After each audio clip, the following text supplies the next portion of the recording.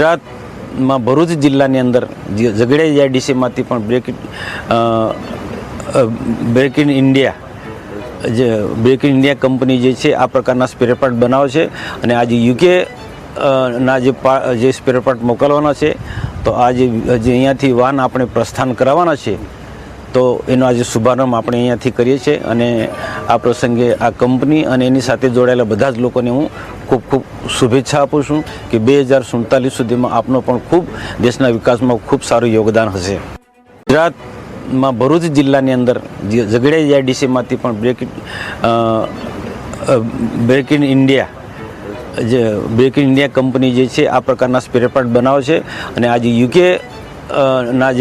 જે spare part મોકલવાના છે તો આજે અહીંયાથી વાહન આપણે પ્રસ્થાન કરાવવાના છે